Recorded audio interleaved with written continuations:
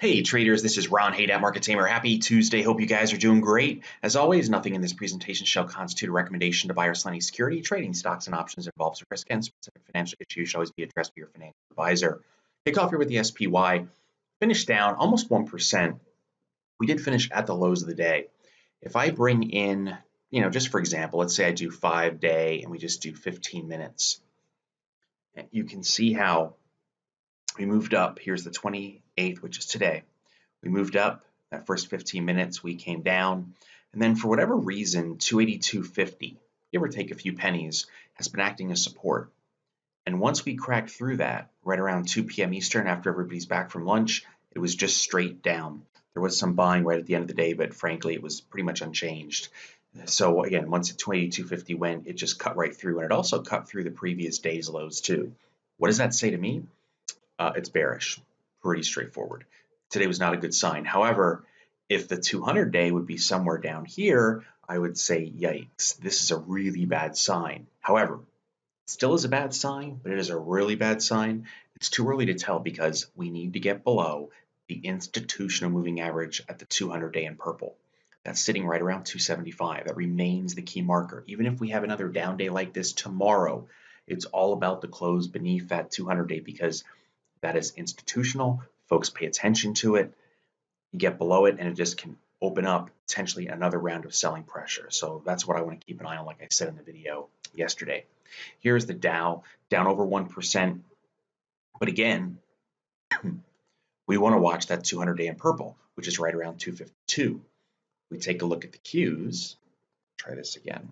There we go. Qs were down just 1/3%. 200-day, that's what it's all about. And that's right around 174, 173, I guess 87 to be exact. The IWM, this lost 0.8%, still not, still looking bearish. And MDY lost over 1%. The volume didn't pick up, but if I zoom in here, today took out the previous lows. This is a breakdown.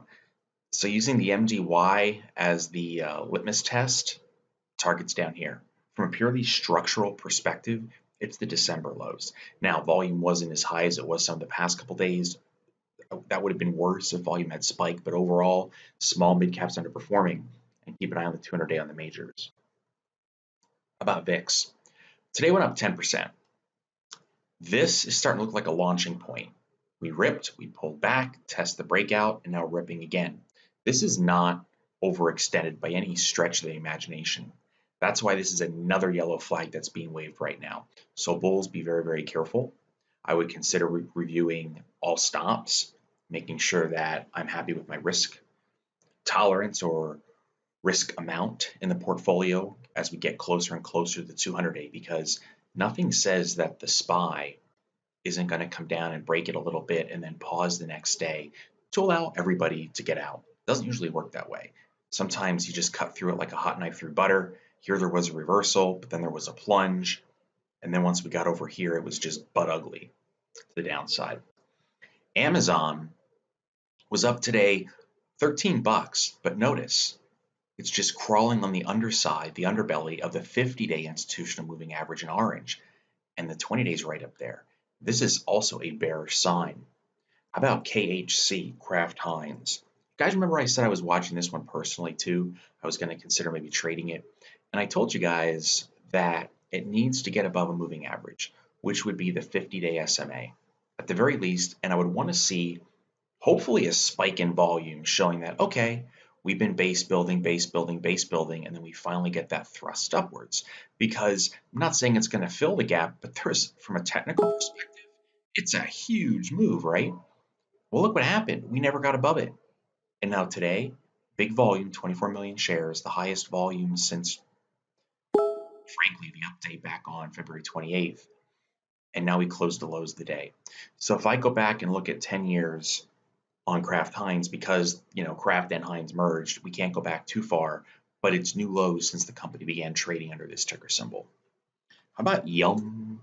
Not to be confused with Red Robin's awesome French fries, but Yum Brands dropped 1% today, a big spike in volume. Here's the thing. Ever since it started ripping in January, it pretty much adhered to the 50-day. It may have opened below it, but we got above it. It's been testing it the past couple days, weeks, actually most of May. And sometimes the more you hit something and there's no big bounce, you're eventually going to break through. So if you ask me what would be a really good visual indication example of a trend change, you're looking at it. You've just broken below two moving averages, the 20-day and the 50-day, closed sort of near the lows of the day, and then there just wasn't a spike in volume. It's a big spike in volume.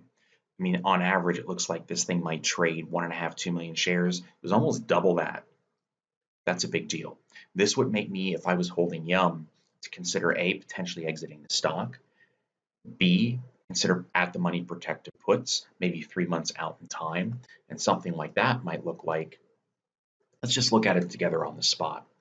So here's Yum, usually 60, 90, 120 days, but there's only 52 and 143. In this case, I'd probably opt for something maybe out 143 days. There's not much open interest. Now, typically, I like at least a couple hundred open contracts, maybe 200 minimum, because if I'm too large of the open interest, I make up too much of the open interest, it can be hard to get in and get out of the trade. A great example is look at the bid-ask spreads on the 115. There's over a $4 spread here. I mean, that's huge. So even though it's tighter now by 20 cents, if this thing kept dropping, you could see something where there's $4 or $5. That means I might have to consider July. There's a little bit more open interest. And an at-the-money put with the stock at 99 would be strike 100, only a 6-cent bid-ask spread. That's a little better, and at least there's more than just a few people trading it. So that would be a good educational example. And last but not least is Tesla. I had a question on this from the YouTube channel. If I take you back 5 years on Tesla, here's a weekly chart. We are coming into that low from November of 2016, which ballpark is around what, 180, 181. We're around 188, so we're just $6, $7 away from hitting it. It also ties in with some other lows too. Back from 2015, there was even a little dip here on a weekly basis. If Tesla would take out, I'm trying to see here, 180 even, so $8 lower, 180 even, bad omen. Target 150. Not saying it's going to get there, but if you guys remember, I said until Tesla breaks out of this range, I know it's a monster, 250 to 375, it's a 50% trading range. It's hard to decide which way it really wants to start going next. I could play potentially buy down here, sell up here, and that sort of worked at times. But now look what happened. Once it broke down, and if I zoom in here on a daily chart, get really close, remember back on 426, right around this time, I said Tesla broke down. It didn't have any follow through though, right? But look what happened. It tried to get back up, and what did it do? Hit its head on the red line, that 20-day exponential moving average. In fact, since Tesla started breaking below these moving averages at the beginning of the year, the red and the orange have been really good guides. And then what happened? It went right back down. Stocks lost 70 points since hitting that red line. That's a big deal. It's crazy. So yes, Tesla is technically bearish here. There's a lot of talk out there from analysts, upgrading, downgrading, probably more downgrading. Musk can't stop tweeting and saying things. I don't know. There's a lot of accusations out there about fake factories or fake numbers. I have no idea. I don't follow it. But right now, whether you believe in the news, you don't believe in the news, you're a Musk fan or not, trend's down. It's down big. There's no indication here of a bounce at this stage. So that is it. I hope that's helpful. I will see you guys in the next video. Have a wonderful rest of the day.